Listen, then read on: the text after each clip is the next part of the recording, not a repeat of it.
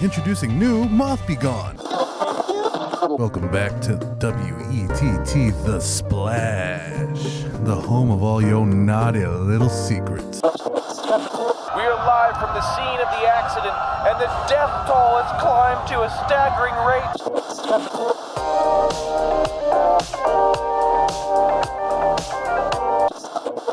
A wise man once told me that if you're having a really hard day at work, the best thing you can do is shit your pants.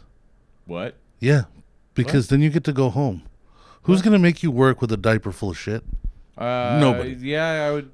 Fair point. Okay. Yeah. Yeah. All right. So there you go. There's your free access to going out of the work for the day. Can you shit your pants on command? No, but I could wait, until I have to shit, and just not do it.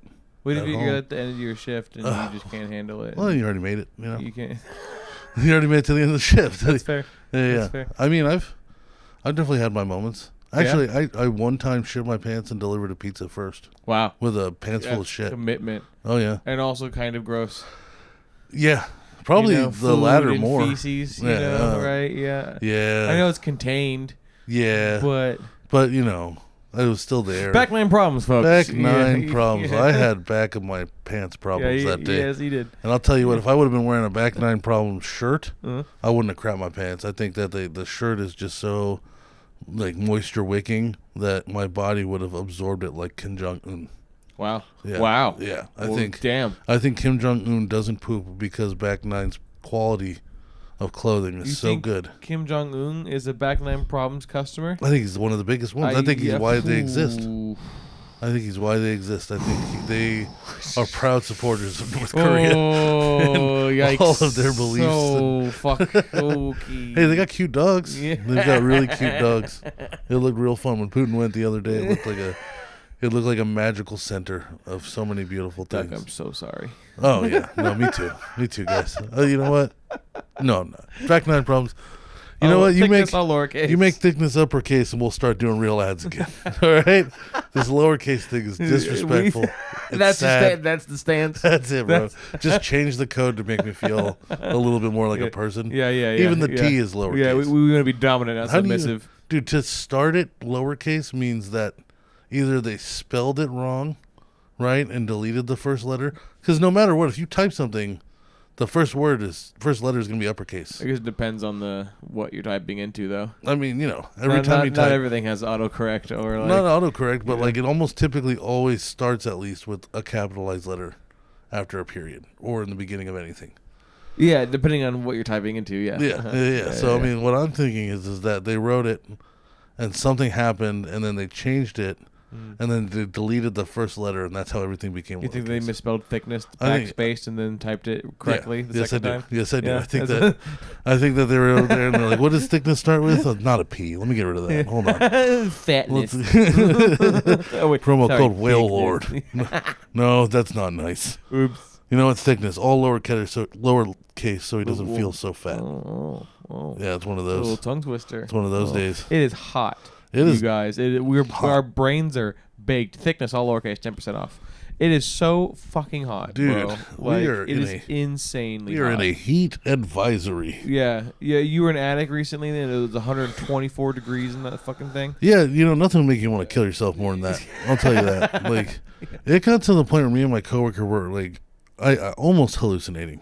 Yeah, because I would bet it's hot. Your brain's getting fried. Not only that, Literally. but my coworker has more experience. Yeah. So he was up there more than I was. Oh, no. See, I was up there with him. Yeah, Don't get me wrong. Yeah. I had my part to do. Big man in the attic. Yeah. But he more knew what he was doing. Sure. Not even that. He's faster at it and better at it. Right. He's a little more nimble. Yeah. I know how to cut sheet metal and make holes and shit. He's going to do that faster. Right. Also, he fits in the areas better than a big fat guy. But don't get me wrong. I was up there with him. And then I'm not going to say punishment, but the side of not being up there with him the whole time meant I was the guy going up and down the ladder and the stairs over and over again. Oh, yeah. So whereas he was kind of just baking in the heat, I was taking turns like going up the stairs and then the ladder and then baking in the heat. You're making a manual stairmaster. Oh man, when I woke up today, my legs had heartbeats. They're dude, pulsing. I was like, oh, dude. I had a sore throat. I know how that feels. Wow. I drank 5 gallons of water yesterday. Still.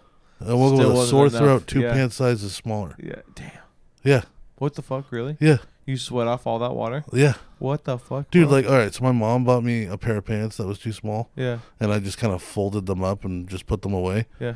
And then today I needed a clean pair of pants, and like I was like, oh man, these are 2 sizes smaller than what I'm wearing. Right. Right. So I just tried them on. Felt like beautifully. Wow. I was like, well, and that also is a good feeling. Oh, it's a great feeling. You know, like. Yeah. But 2 sizes is no fucking, you know. Oh yeah, but it also means bat like your eyes at. That's a lot of sweating. Yeah. You know what I'm saying? I don't even know if there is weed left in my body anymore. Yeah. Like, it's pretty much processed out at this point. Oh, yeah. Dude, so I'm 16 days in. Yeah. 16 days, bro. No weed. I've lost 12 pounds since I quit. Yeah. You know, but now I'm starting to see the opposite. I haven't gone up yet, but I've noticed that I'm like rewarding myself with food a little bit too much again. Looking for that high. Oh yeah, you know what I'm saying? Like I think a euphoria of some kind. Yeah, it's like it's like now I'm going back to like a fast food's a treat thing again. Sure. You know, where before like I was kind of trying to stay away from it, but now it's just like, well, I'm not smoking weed. You know, it's like I deserve something to get through how horrible today was. Yeah. It's like 130 degrees. I'm gonna go get a fucking Big Mac. Right. No fries. No fries. No fries. I saw a study the other day that 2 burgers is better for you than fries. Really? A burger and fries, yeah. I mean, it's all the sugar that's in the fast food fries and shit now, right? Yeah. And there's like nothing nutritionally okay about fries whatsoever. At least a burger gets some sugar. Protein. It's carb and sugar. Oh, yeah. Like see it. At least you get some protein from like the meat in the burger. Yeah, you know, it's crazy to think about how integrated fast food is into like metropolitan style like cities, you know? Or like big cities in general, right? Because they're just quick and easy is the... not number one way of getting food, but it is like top 3 for sure. So it makes sense why they profit, for one, and 2, like why so many people can only really afford that, you know? Well, exactly. But I mean, like a couple podcasts ago, we talked about how like it's not even really affordable anymore. You know? No, it's starting to get pretty crazy. Yeah. I mean, it's starting to get crazy. Yeah. You know, like an entree and like a side, you know, you're looking at like $25 easily now, almost 30. Like, I almost hit $30 at Taco Bell the other day. I don't even feel like I got that much food. Yeah. Compared to like some of the just feasts that I would have before. What did you end up getting? I got a combo Mexican pizza with the tacos. Yum. 2 of those like cheesy chicken flatbread melts off the value menu. Oh yeah. Mm-hmm. And then I think I got the loaded nachos off the value menu. Nice. And it was like $26. Back in the day, that would have been like 15, 16. That's pretty decent for like how much you're getting, though. You know, it is, but at the same time, for Taco Bell, it's not. Sure, like it was better. Back in the day, that combo would have been like $8 with the drink, right? And then those were all dollar menu items. You're talking about even with tax paying like $15. A decade ago, I was just gonna say 15. So it's gone up maybe 18, 10 just because of 10. Right. You know what I'm saying? And now we're starting to see all those jobs just disappear. Thank God. Mm-hmm. And AI is going to take care of all of it for us. Oh yeah. We're going to order through our run. So honestly, that's another conversation, bro. Because like AI is getting so crazy. Everyone's like seeing this like splurge of media coverage on AI, and a lot of it's just again a combination of not misinformation. It's just there's so many branches of what's called AI or the tree of AI, you know? Yeah. And a lot of people don't really know that. They just kind of all encompassing, like, oh, it's AI, right? I think everybody thinks when they think AI, they think like iRobot with Will Smith. Mm-hmm. They think computers in robots. Right. Yeah. They don't necessarily just think of like a chatbot helping you place your Taco Bell order. Right. Yeah, and then a lot of times, too, people think it's an AI is like a thing that can learn and develop and like has a very movie or cinematic or spectacle feature to it, right? There's a lot of romanticism to like artificial intelligence. Well, yeah, because the fear is that it learns and then it builds the next step. Right. So like we create AI self-actualizes and then gets to like, okay, well, we're going to build our version of what the next level is. And then, of course, then it goes, well, what's the best thing for this planet? Kill all the humans. Right. Kill them all. There's a fear, and I guess anybody who has fear of this kind of shit, I'm about to blow your brain a little bit, but I guess the real fear of, I guess if you want to talk about the dark side of AI and everything, is it's less about the robots that fail the Turing test, right? Or pass, rather, excuse me. What is that? The Turing test is basically what machines will take a series of questions or yada yada, right? We can look it up. I can actually give you a real answer. But more or less, the goal of the test is to determine whether or not a AI or robot or whatever is sentient or has subconscious. Okay. Okay. Yeah. It's called the Turing test. So, when they had those two chatbots talking to each other, sort of, and they started realizing each other and having all sorts of crazy conversations and shit.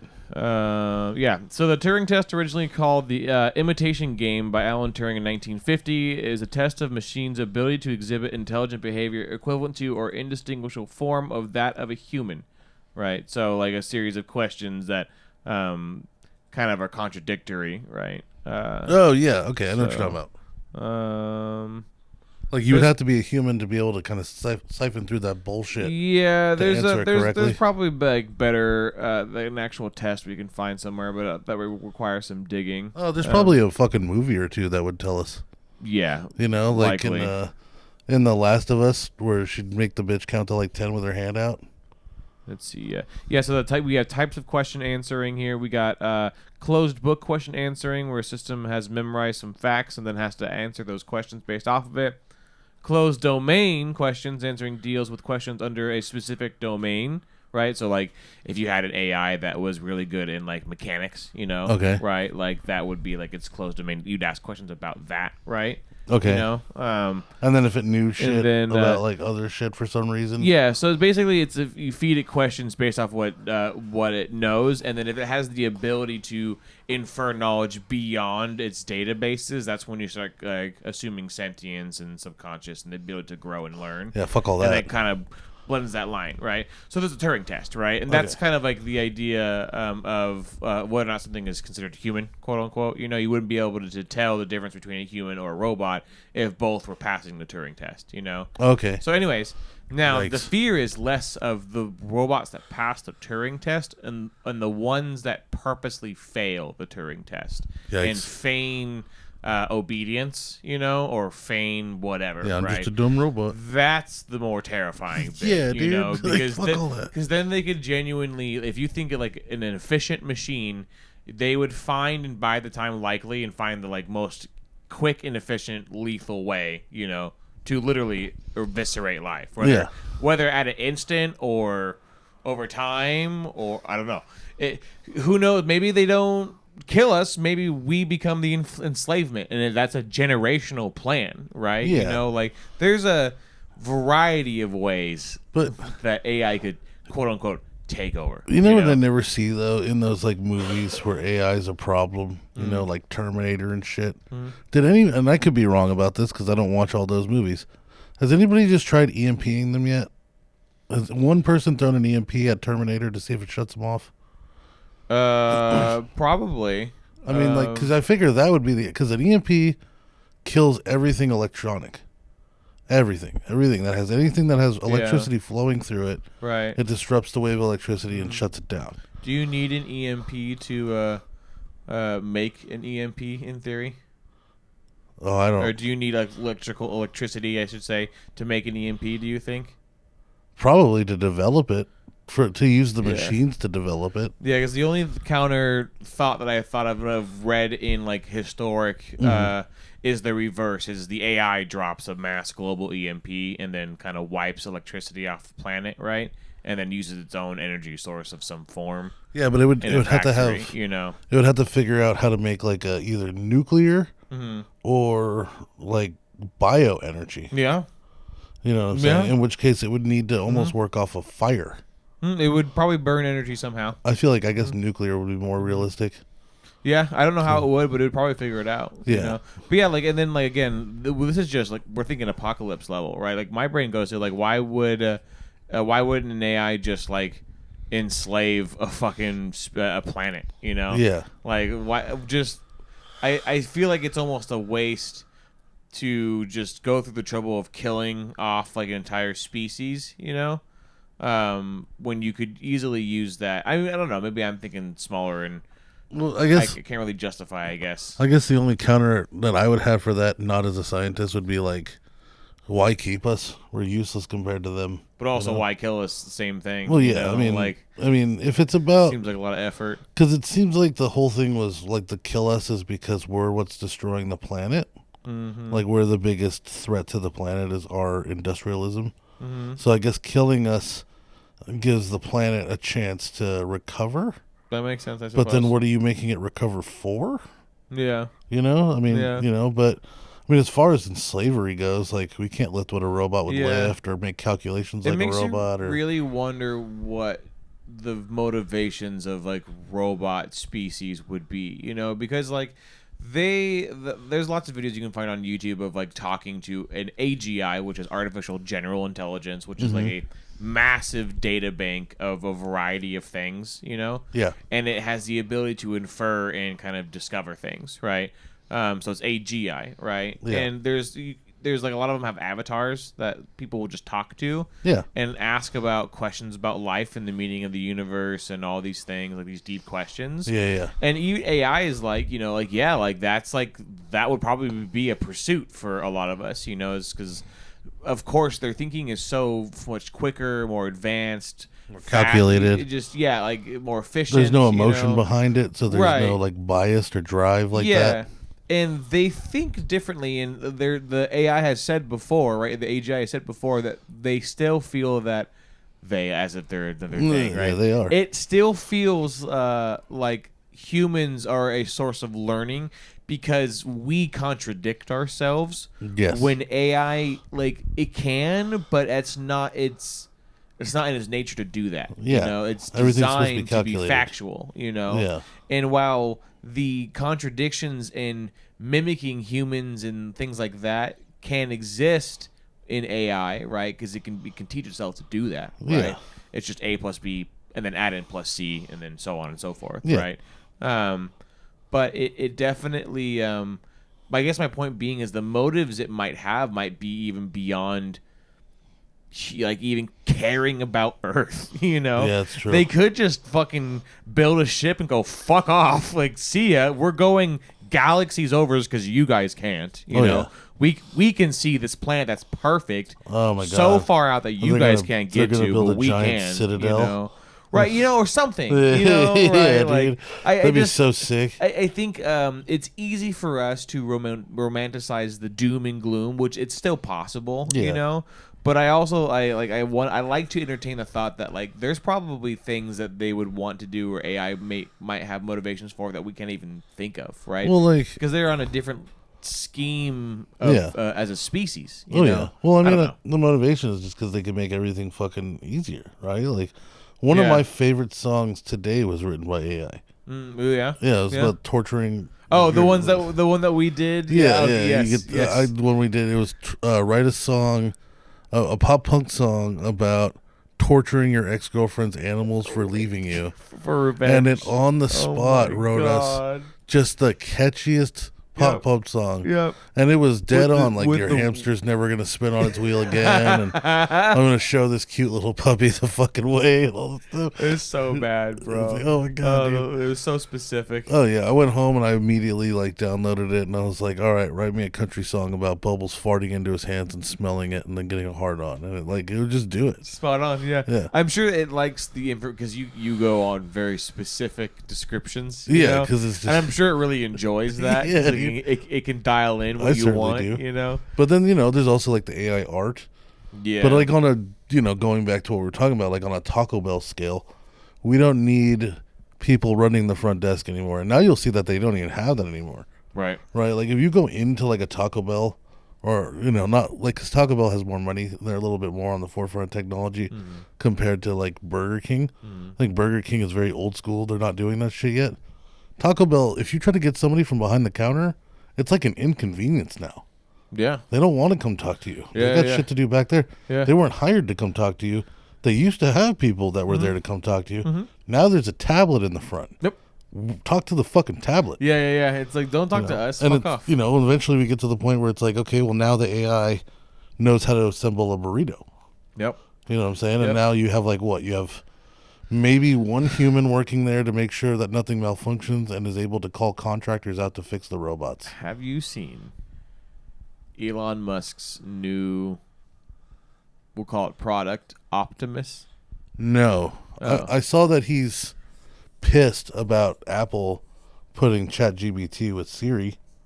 Yeah, of course. And he's saying that everybody, if you want to work for him, that you got to put your phone in a Yonder bag. Yeah. And it's got to be gone. Yeah, he's hating on Apple for sure. Well, I get it. On a totally another, because, Elon does whatever he wants. Anything and everything, He announced his new first generation consumer robot. What? Hold on. We're fucked. We're fucked. It's literally called Optimus. We're fucked. So we're fucked. How about that? How do you like that answer, people? Yeah, dude. You ready for it? You ready for being fucked? Let's see if I can find a trailer. God damn! I want to reprogram to make it a rape bot. That's all it does. All right. Yeah. Oh yeah, we got to see this for the people at home. Look up. Just type in Optimus and then type in Tesla afterwards. Yeah, and you'll find it. Gen 2. Oh, fuck, there's already a Gen 2. Yeah, exactly. So this is what they've been developing for a minute. So should we pause this recording? Yeah, let's pause for just a moment and we'll watch this and we'll come back. Pause. Well, okay, fuck, so... Man, you ever, itch your asshole so much that, the next day, it actually is raw? Oh, you hit the fucking button. Dude, this robot's bullshit. It's terrifying. Yeah, it's absolutely terrifying. Yeah, we'll address whatever that was later. Squats. But yeah, dude, no. That derailed me so hard. Optimus. Okay, Optimus, right. And Bumblebee. And Bumblebee, yes. But Elon Musk did about 2-3 weeks ago a shareholders meeting with everyone that is I don't know if it was a Tesla shareholders meeting as a whole. I think it was, right? Yeah, because it was they're Tesla bots. Right. So, and he was talking about the future of bots, essentially. And you can imagine exactly how his dreams or how his visions would go. To a T. Jetson style, is taking care of shit for you at the house, right? If you have it at home, right? Or a commercial level where everyone that works in a warehouse can now be replaced with a robot kind of thing. They apparently have an Optimus robot working in one of their warehouses right now. Oh, God. This very second as we record this podcast, you know? Look out, you assholes who work at Amazon. You guys are about to be fucked. That's what you get for not developing a skill, you fucking assholes. With the amount of money that Jeff Bezos has, you probably... they already have robots. If Elon Musk can nail this down perfectly, though, I bet you that Jeff Bezos would just either buy out a patent, or just do a massive fleet of whatever Elon does. They do already at Amazon have these Roombas essentially that are pallet jacks. Right, yeah. So they're moving around giant pallets of shit just on little wheels on a skateboard. Safer and more consistent. Oh, and it saves way more money and labor and shit like that. And then eventually they'll get sorting bots. Mm-hmm. And then once they get sorting bots, all you're going to have is drivers. Yep. And well, we'll see how long the drivers last. It's at some point it's cool, but the question that has to be answered at one point is this going to come with universal basic income? Yeah. Because if you want to replace everything that's robots, that's fine, but you're getting rid of the entry level jobs. Yep. Right? And how many jobs have you seen where it starts with we need experience? At least something. All of them. You know what I'm saying? Except for, fast food and Amazon working warehouses and shit like that where you can kind of come in green. Sure. And, you learn how to clock in. Mm-hmm. Right? You learn what it's like to work a 9 to 5. You learn what it's like to, work under somebody or for somebody. Right. And to hit goals. Right. Something like that. And then once you're good at that and you have that figured out, you move on. Mm-hmm. But if you take away that, I really wonder, it's not just about jobs lost, but it's about, experience. It's who does everybody is entry level now just not a thing anymore?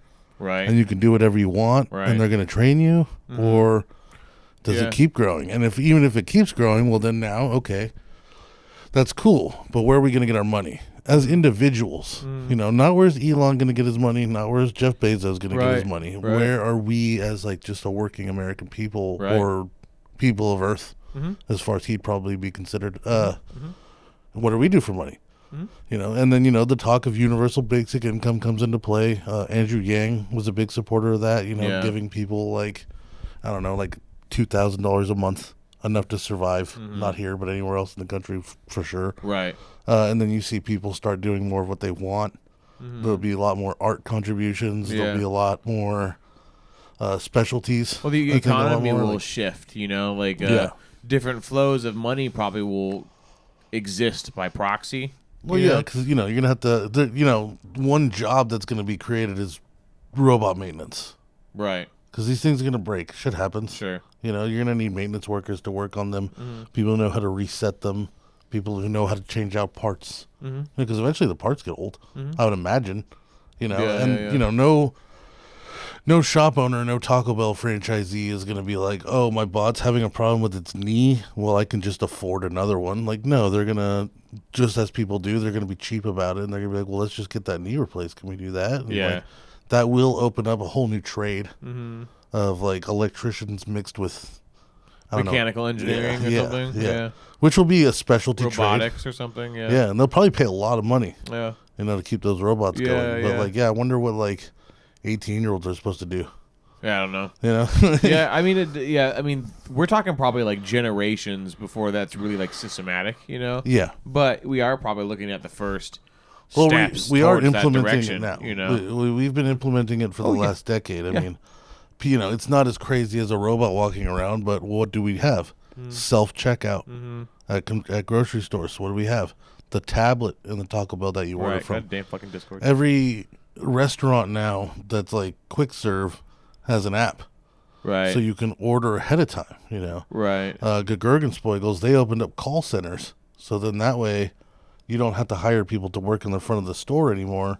You just have every call routed to a call center, and then they put the order in the app. And eventually that's going to go too, because I think eventually we're going to get rid of that last generation of people who don't know how to use computers. Yeah. And then everybody's going to kind of be on board. Yeah. We're not going to need call centers anymore. Yeah. We'll be able to just get rid of them also. Right. Like it's like it's cool, but then like my concerns is like, okay, but what are people going to do? Because if they're not going to do anything, then what's the value of money? Is there a value to money? Yeah. Like with the Wall-E world, right? Where they're all up in that ship. Were those all rich people, or was it just everybody left? Right. Right? Do the poor people get the fucking AI chair where they just sit in the chair all day and then the screen pops up and they go, food, and then 30 hamburgers just appear and it literally just moves their face and chews it for them? Right. Yeah. I mean, sleep and then it just reclines. Like it probably will eventually turn into that Wall-E kind of scenario. Yeah, but in that scenario, who was the ones up on the ship though? Were those just rich people? Were those the wealthy? Probably. It wasn't a very big ship. Yeah, it was. My guess would be it'd be the people who ended up on the positive side of society, I guess, shifting, or the country shifting, I suppose. Again, like, I don't know, like it's like like we were talking about the Titanic earlier off air. Sure. You got to choose who goes on the boats, right, when that bitch starts to sink, because it's not going to be everybody. Similar to when the ships go in the sky, we're not going to have enough seats for everybody, right? You know what I'm saying? So we just kind of have to accept killing most. Yeah. Most of you have to die. Who's that going to be? The people who weren't specialties. Yeah. You know what I'm saying? I mean, look at the country of Norway. You can't move there unless you have specialties. No, yeah. Yeah, you can't just go there to be a fucking citizen. And it's like, do you have something of worth to bring to this country? But that's because get the fuck out. There's not a lot of room. Yeah. We can't just have everybody go in there. Yeah. Like, look at Norway as an example. Everything's of great right now. Don't fuck it up, Yeah. Like, we can't just be taking in anybody, bro. Yeah. Like, there's not enough Protected space. by fucking water and mountains, dude. Yeah. Do you think both of us could move to Norway? Do you think our skills are both enough?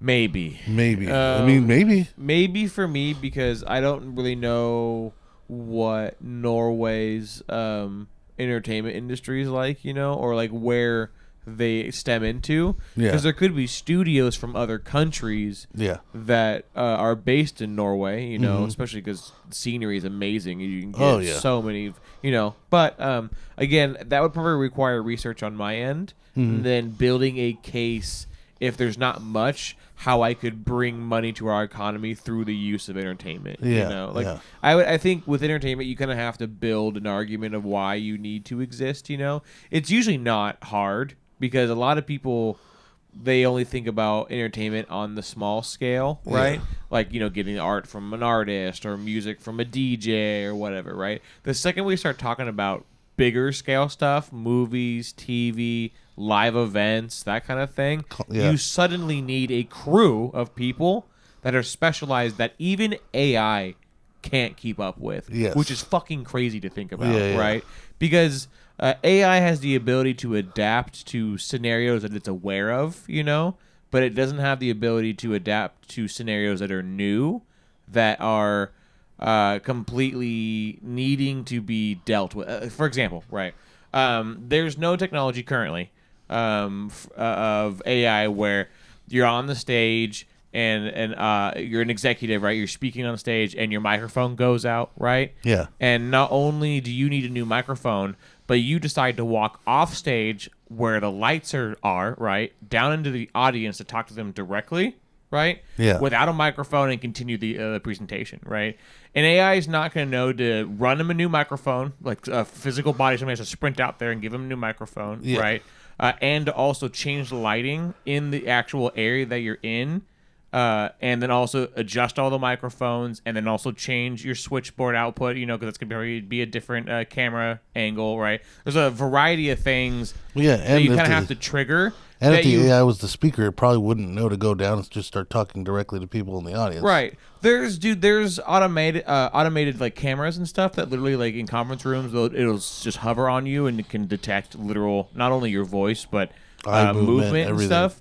And it'll follow you. But, dude, people literally, like, will just suddenly start, like, walking really fast across stage. And even AI is like, oh, fuck. And it'll, like, stagger, you know, and try and catch over. That's not normal. And either it'll, like, the person will walk off frame and it'll struggle to keep up, and then just cut to a different wide camera, right? Or it'll just not move at all, process, and then snap to that person, which is jarring, or go to a wide again, right? Yeah. Whereas somebody who's literally holding a camera, piloting and following, they are literally able to react to everything, you know, at a faster rate than AI in real time, right now. like, as it's going. I'm sure technology can fix that issue, you know, eventually. But there's just like things like entire segments that we didn't know about, like, oh, by the way, a customer is going to be dialing in on Zoom and they're going to be on the big screen and they need to do a demo that they're going to present from their computer all the way out in Chicago. You can do that, right? That's like 20 minutes. Look at me in the eye and tell me AI can reverse engineer all of that, set it up, know how to flow it into the show, run the show, and follow and find out where all the possible error pitfalls are going to be. Yeah, that's why you're just going to bug out on a bunch of fault codes and be like, no. Right. You know, it's just like there's limits currently, right? Yeah. And I guess I'm arguing for my job right now. But long story short, what I was trying to point out is that there's a level of entertainment that people don't think about, you know, or rather a level of like support and like hands that you need for high level entertainment, whether it's movies, TV show, live events, concerts, all that shit, you know? Oh yeah. And well, not only, you know, and then like for me, there is parts of this industry that are going to go away. You know, I went to this dealers meeting and they were talking about their new AI in HVAC. And what it is now that because everything in HVAC used to be very analog. Now it's all very digital, right? And by that I mean, it used to be that you had either 120 volts, 240 volts, and 24 volts. And you rigged the wires and the transformers to send those signals to what?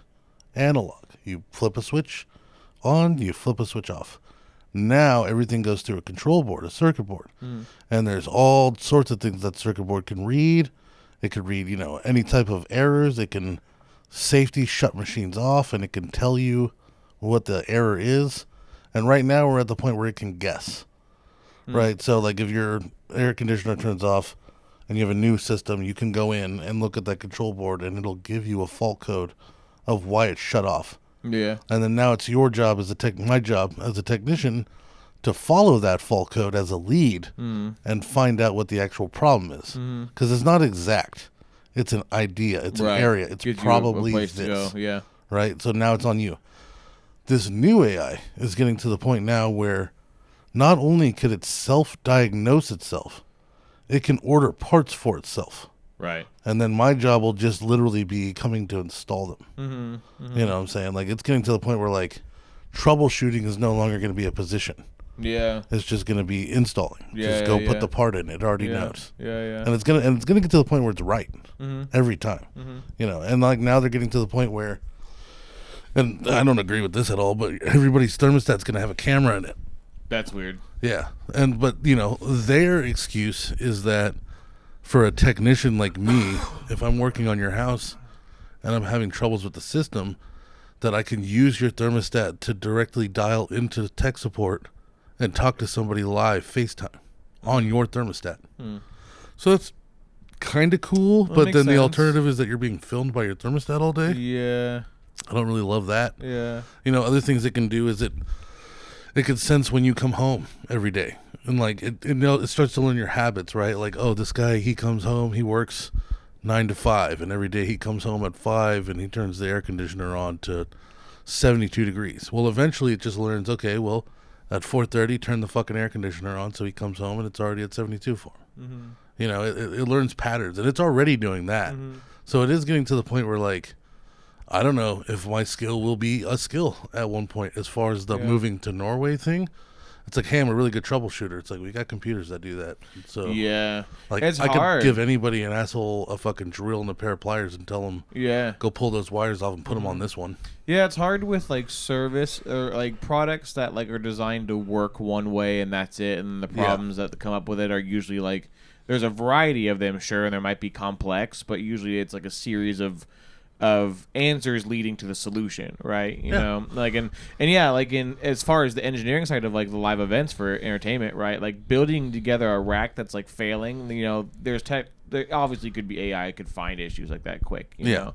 I guess the only difference for me is that AI lacks the ability to operate. It can troubleshoot and solve and give you answers, but it lacks the ability to operate at a high level that humans can right now. Even Optimus, that robot that we saw, like as fluid as the motions were, you know, you saw how like slow and dainty things had to be, right? Yes, you know, when it was operating still with the egg. Incredibly, I'm not downplaying that at all. Still incredibly impressive. I mean, it picked an egg out of a carton and gently put it into an egg cooker, right? But which means the pressure sensors in his hands are very, very top of the line. Yes. To not crush the egg. Yeah, exactly. You know, right. And that's, and you know, we didn't really talk too much about this. So this robot, of course, it looks just like iRobot. Yeah. Like we were saying earlier. It's fucking dead on. Yeah. It's iRobot mixed with Zero from Borderlands 2. Yep. You know, it's going to display emotions on its face at one point, I'm sure. I bet. It'll have a little LED screen that shows angry big frowny and happy face. And of course, it can dance like everything else Tesla can, but also like, I mean, it was doing squats. It was, I mean, the mobility was really good. The dexterity in the hands was really good. You can clearly get around effectively. Yeah, you know, it's going to get to the point where, I mean, if it's for personal use, like for old people that's going to be sick, it's going to be able to give them their medicine. It's going to be able to clean the house. It's going to be able to cook. Get them food. Yeah, but does that help people? I don't know. Or, you know, I think if you're old, yes, but then the average person, does it help to have a robot doing all your things for you? Because then that's less things that you can do. It depends on the for person, yourself. you know, and it's hard because, like, I feel like the species naturally, probably not, you know. Because, we would devolve over time, wouldn't we? Yeah, or at least we would give in to temptations much easier because there's nothing to take place now, right? Yes. So gluttony or fucking addictions or whatever it is in general probably would be on all-time high, you know, because there's not much for you to do now, right? And there probably will be a group of people who are free to their devices, you know, and free to their like passions and will like hyperfixate, you know, and I'm sure there would be plenty of success stories, right? Of course. But I couldn't have been an artist until I do think a lot of people will be tempted to the dark side of humanity, I guess. Yeah. Right. Well, yeah, and I think another thing to keep in count or into thought is that not everybody's creative. Sure. There's plenty of people that are not. Sure. That's why you see people at grocery stores that are 40 or 50 working at the cashier. Because we were talking about off air. We talked about this on the show before. The denial of death, right? Yeah.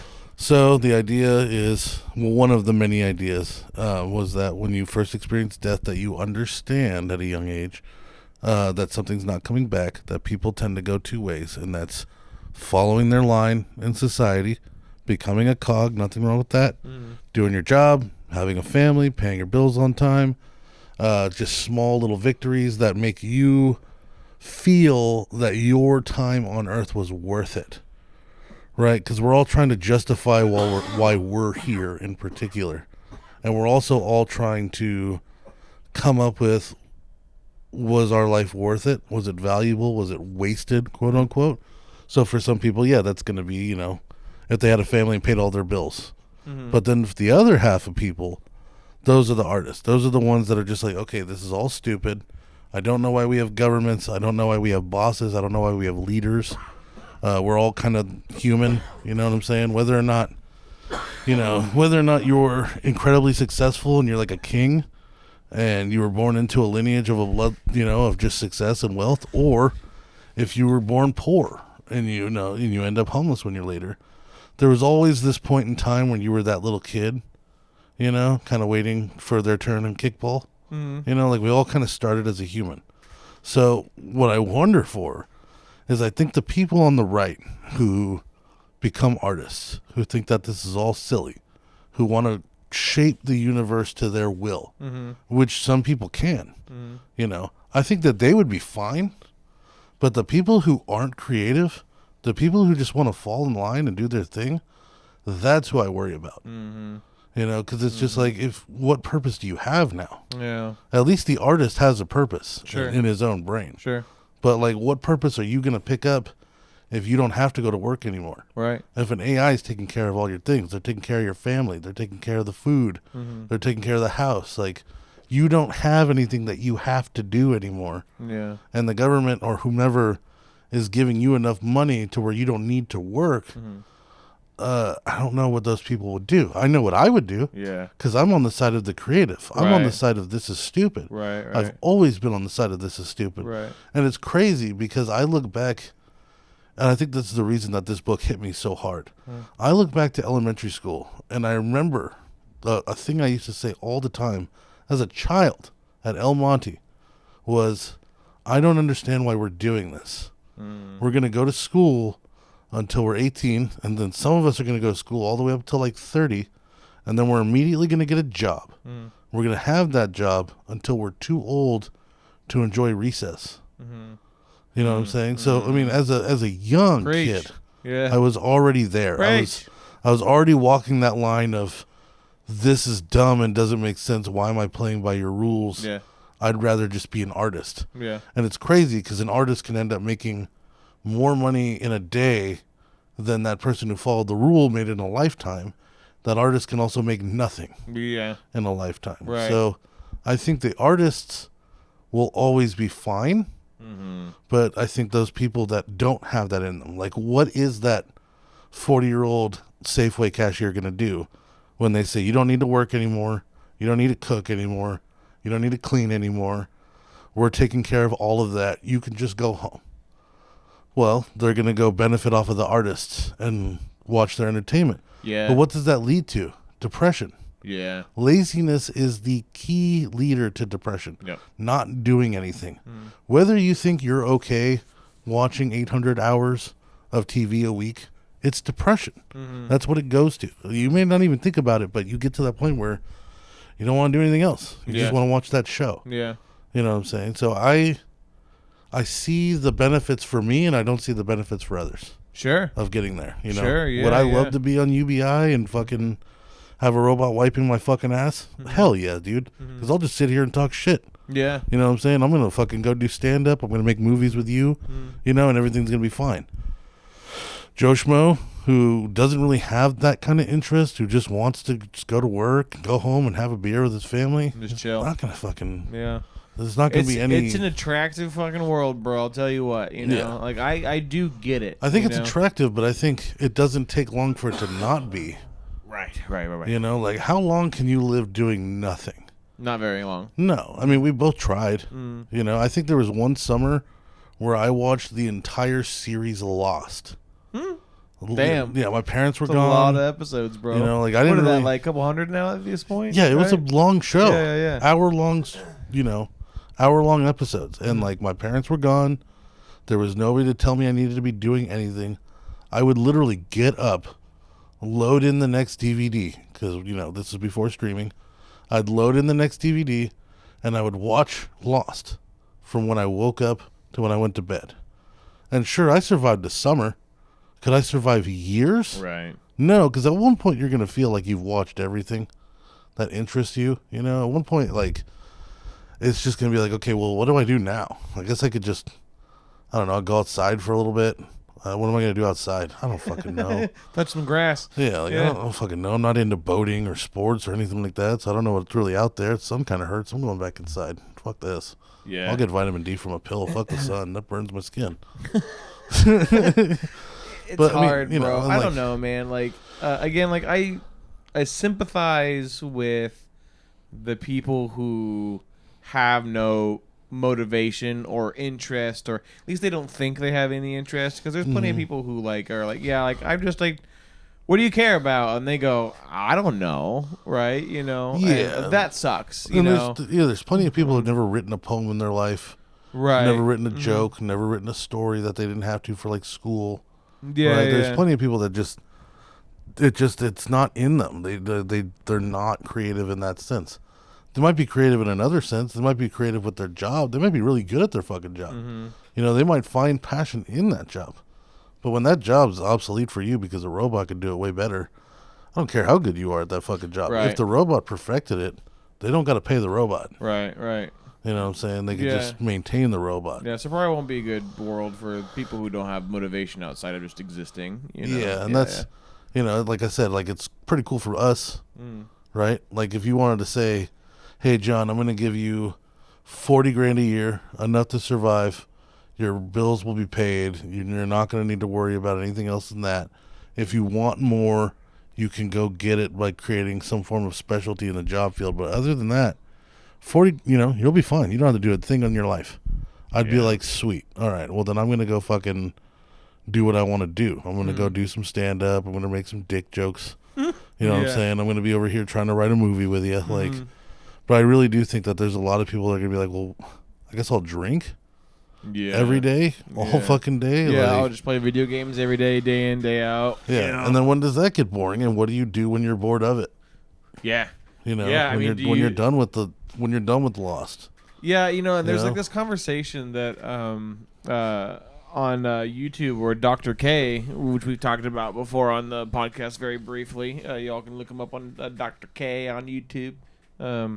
But he's like a life coach, right? They're not therapists; they're life coaches, yes, right? Because there's 3 stages of therapy. There's life coach, therapist, psychologist. Right, exactly. Right. Or psychiatrist. So and they legally have to say that, because they give. They can't give you drugs. Well, they can't diagnose you. Period. Yeah. Right? They can kind of give you suggestions, right?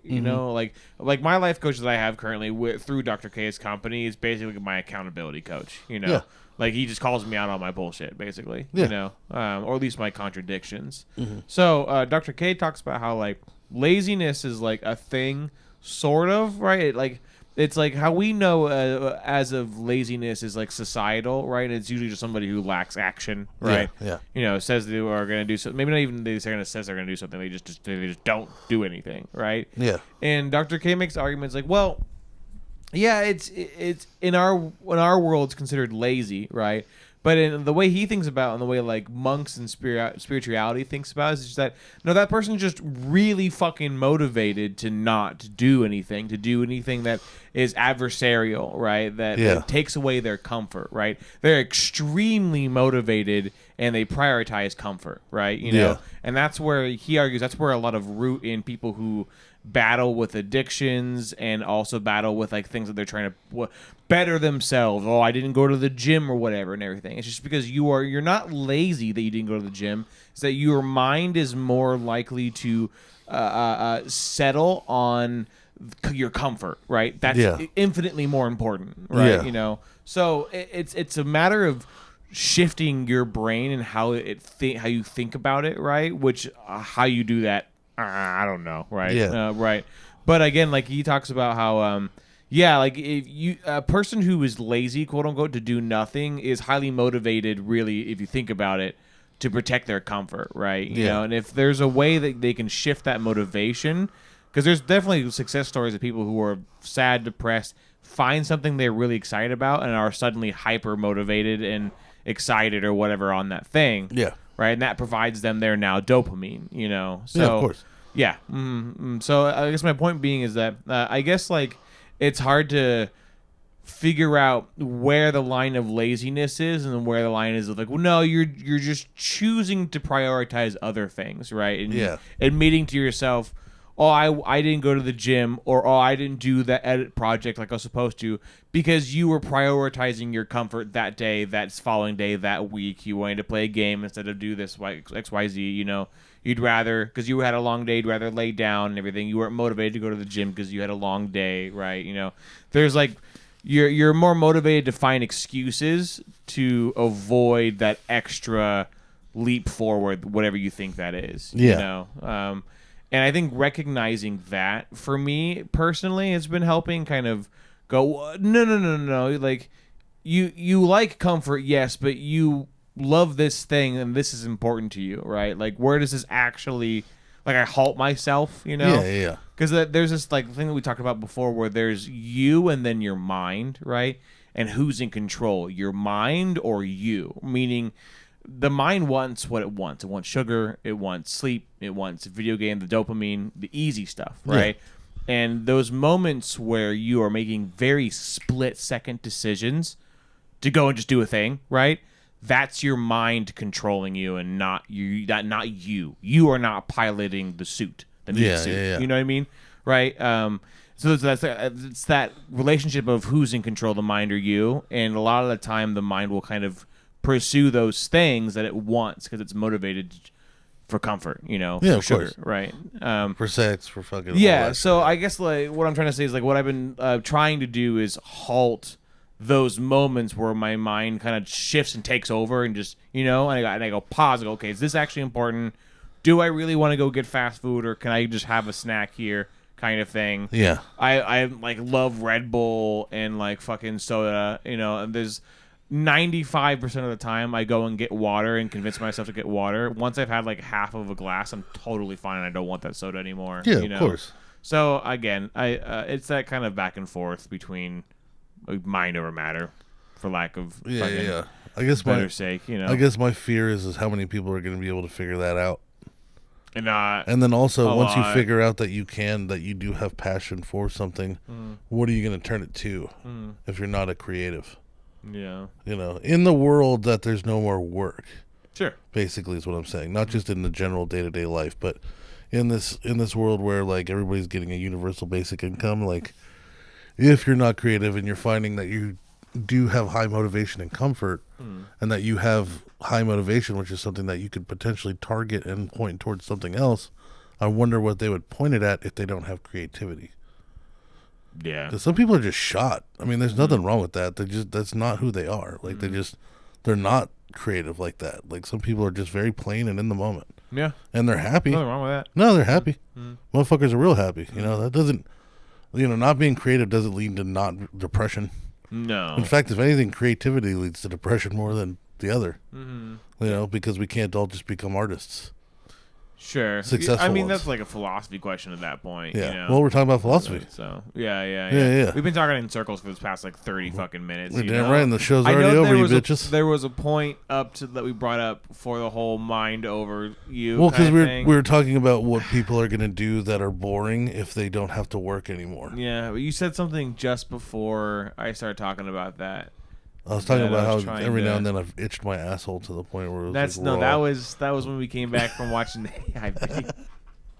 Anyways, AI is kind of fucking crazy. You know, it's going places. I don't think it's like really going the places that people think it's going. You know, it's definitely a thing to talk about. We should be wary of the lethality of AI, of course. Of course. And also understanding that it's like a big, broad thing, right? Right, yeah, yeah. Like Instagram's AI. Spend some time, watch YouTube videos, read some shit, you know, learn about all the different ways AI is being used, you know. Like, the AI has been around, if you think about it, for corporate for probably a decade now, right? And it'd be AI in the sense of, like, the thing that shows up on your browser when you go onto the website and go, hi, how are you today? Do you need help? You know, and then you ask it a question and it routes you somewhere. That's AI. Yeah, but also what's AI is that Instagram watches your eyes and your eye movement. Yep. Mm-hmm. They pay attention to how long you look at something. Mm-hmm. They pay attention to if you zoom on something. Yep. That's why my discovered page is all tits and HVAC. Data. Yeah, and you know what's fucked up is a lot of those tits look like my ex's tits. I'm like, I don't like this. Bro, sometimes I pull up that Discover and I'm like, wow, a lot of these, like, it's like models and hot bitches, but they look vaguely like girls I've dated. And I'm like, what is this? That's crafty. Yeah. Like, this is another reason why I'm glad I don't have social media. I just got rid of all that shit, bro. I love it. I watch Instagram Reels and share with the boys. I'm not trying to be fucking catered to like a fucking, like, chimp, you know, a fucking hamster. You use Discord, okay? Like they're fucking holier than thou. Discord's not really like Instagram. It's special, huh? It's special. It's just me and my friends, and that's it. Yeah, so's my Instagram. I don't talk to people. No, it's not. I got Richard. I got Kenjamin. I got Benjamin. Yeah, Benjamin. Yeah. All right, for the last 4 minutes, I have a question for you. Does the world hate Sean Bean? I don't think so. I would hope not. Sean Bean's he's wonderful. He is wonderful, but here's the thing. So I started watching Game of Thrones. And in the very beginning of Game of Thrones, it kind of looks like he's going to survive. Right? He's Ned Stark. That's right. He's Boromir. You started watching Game of Thrones. Yeah, he's right. Boromir in the first Lord of the Rings. Yeah. So here's my question. Yeah. Like, because at first I got super excited because I love Lord of the Rings. Of course. And I loved Boromir. Of course. It wasn't Boromir's fault that he was tainted. It was his father's fault. Yeah. He was he was human. He was conflicted, but he showed the good side of humanity. Yes. Even in his darkest moments. And he was beloved in Rohan. Rohan, right? I think that's what Gondor. Gondor, yeah. So he's beloved. The whole town loves him. You know, even Faramir's looking up at him. You know, if you watch the deleted scenes and shit like that. Boromir's the fucking man. Yeah. Right? Yeah. They killed him in the first one. Yeah. Game of Thrones. Killed him in the first fucking season. Why do we keep doing this to him, dude? I was so excited to see him. He just dies so well, bro. I thought he had plot armor because, like, in the first. This is what I like about Game of Thrones. This is what I really like about it right now. Besides a lot of things, is that the intro changes. The names on the intro changes, right? So, in the first season, I'm only on season 2. In the first season, Sean Bean is the first name on the cast list. Yeah. And the what's it called? The thumbnail for the first season is Sean Bean on the Iron Throne. Yeah. And then they fucking murdered him. Now it's all about Peter Dinklage. Subterfuge, and I hope to God that Peter Dinklage has more plot armor than fucking Sean Bean. You have to wait and find out, bro. He is a creative little bastard. Have to fight. He's great, dude. He's a so loved character. You'll have to find out. He's so good. I love that somebody approached him and was like, "Would you like to play a dwarf?" And he's like, "Fuck you." The first season, a dwarf, really? And then they're like, "Well, he gets tons of pussy." Yeah. He's charismatic. He's crazy. Can't fight, but he uses his charisma. Yeah, he's there. He can't fight, but he'll create his own army. Yeah. He's got all the savages. Such a good character. I'm stoked for you to finally watch that show. It's the circumstances of which you finally watching it's hilarious. Yeah. It took pussy, for you to finally watch the show. I'm not even gonna be able to feel one day. It's just the fact that it was willing to talk to me. But dude, it's a good show. The first season does a really good job at setting you up to be like, hey, motherfucker, expect anything and everything because you don't know what's gonna happen. And it is one of those shows. Every episode has to end on a cliffhanger. Yeah, and I'm not mad at it.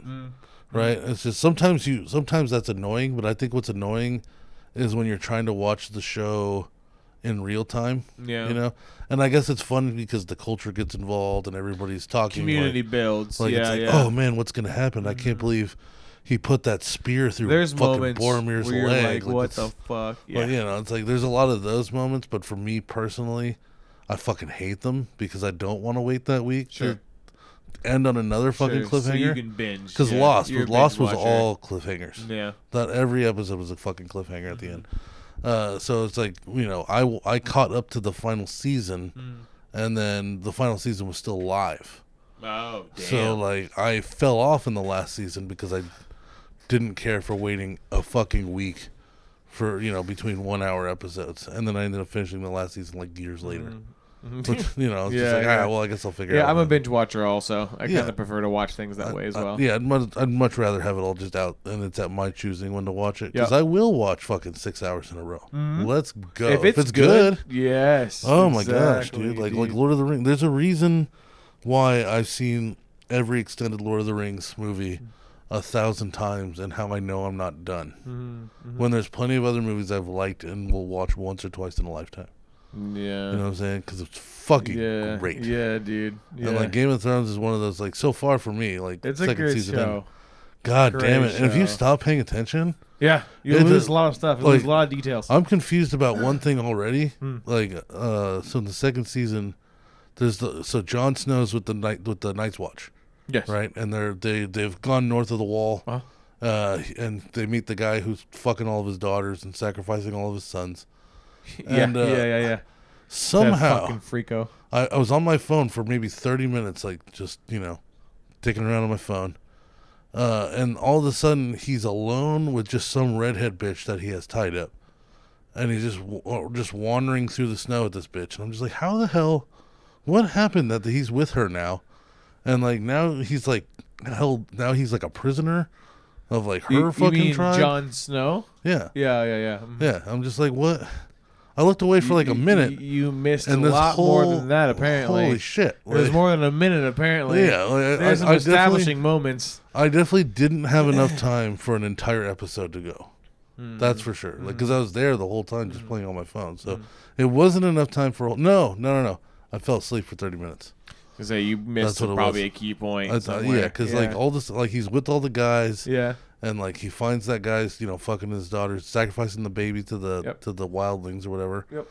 And then, you know, Sam's trying to take the girl with him because she's pregnant. And then feels bad. And then I woke up and I'm like, why is he? How did he get separated? Because John is with this red-haired bitch now, right? Yeah. So like that's the only part that's got me confused. Yeah, there's a whole segment you missed that happened. Yeah, and like I'm at the point now where it's like, do I want to go back?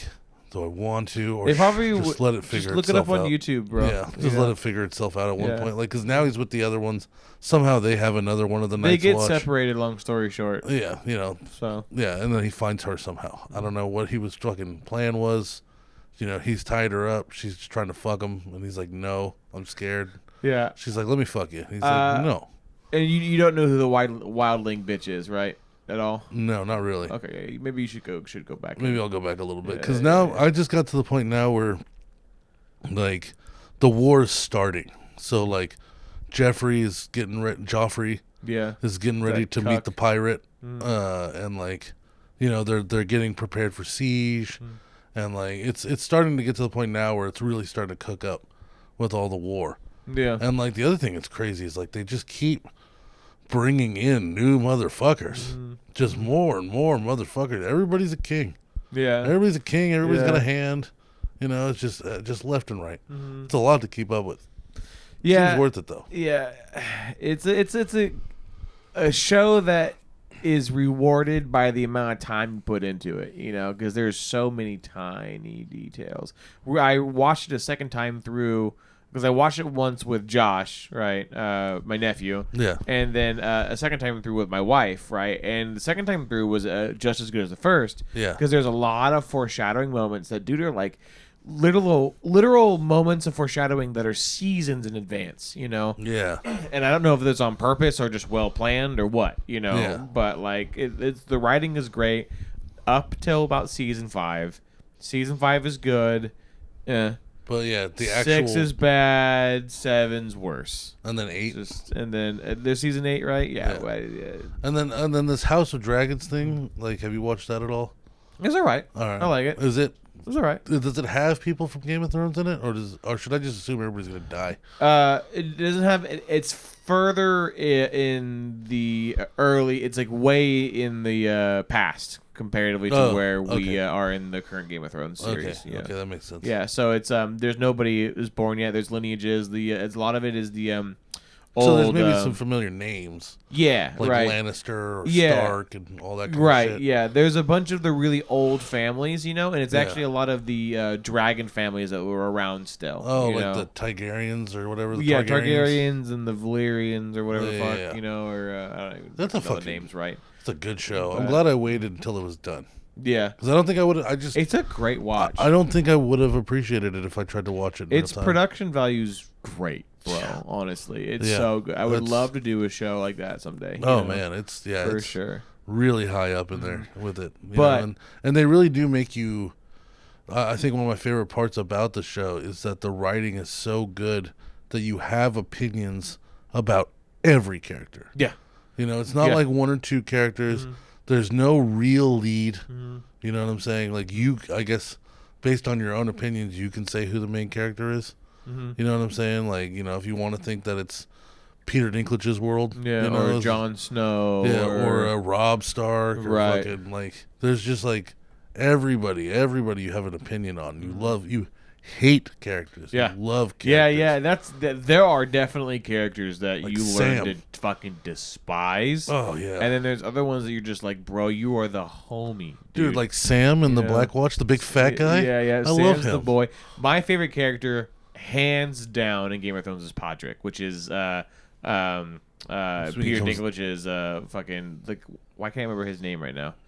The actor, Peter Dinklage's, but the character he fucking portrays. Tyrion, thank you, Jesus Christ. Yeah. Tyrion's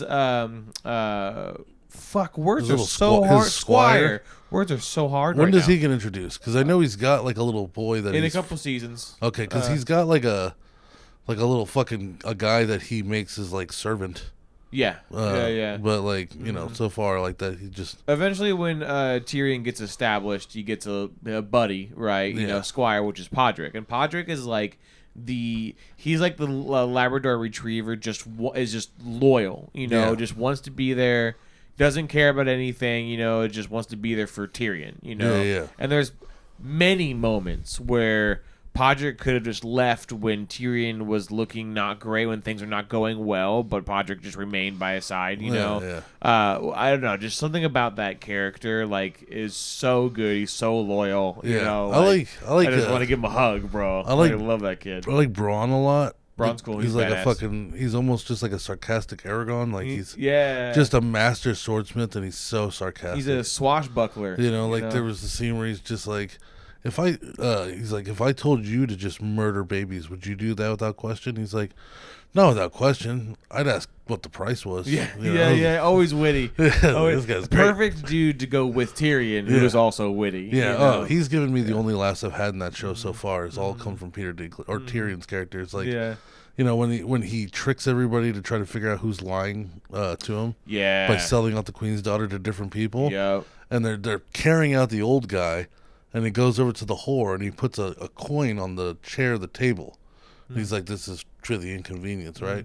And then they cut over to the old guy again, and he's really making a fit as he gets carried out. Yeah. And then he just turns around and he just puts a second coin on the table and gives her a little smirk. Yeah. And she looks at him like, all right, we're good now. Yeah. Like, that was worth it. Yeah, totally. The two coins, yes. Yeah. Okay, yeah, cool. Dude. Yeah, that's enough. There's so much wit in that whole show, and I'm glad you're finally watching it. Oh, yeah. So sorry about this, folks, but the next few episodes until I finish this shit. Game of Thrones. We're going to talk about at least a little bit every Game of Thrones episode. talk, boy. At least a little bit. So Boromir fucking killed him again. That bummed me out. Sean B. The other thing is that I think the perfect typecasted character is Professor Finch from Harry Potter. He's the dirty old pervert who fucking runs the bridge. Yeah. It's just perfect. He already looked like a dirty old pervert. Yeah. The castings across the board are great. Yeah, and like the moment I saw him, I was like, "That's Professor Finch. Look, he's an old pervert. I fucking knew it." Yeah. He's rubbing some 15-year-old's ass. His strainy hair and shit. It's disgusting. Yeah. I was like, that was perfect. They didn't even have to put makeup on him. They're just like, you're good. Walk on set. Just be you. Action. Just be you. No lines. Improv. Here's a 15-year-old give a rubber bit. ass. Don't say that. Don't give him pedophilia allegations, pedophile. Accusations. Yeah, he's really good at acting like one. That's all I'm saying. He's creepy as fuck. Some say you need to. I'll give you that. Some say you need to live the role to act that well. That's all I'm saying. Method acting. Yeah. Oh yeah. Method acting. Yeah. He's been methoding the fuck out of the 15-year-old, 13-year-old. No, her honey's all mine. No. No. We'll see you next week, folks. Go get you some honey.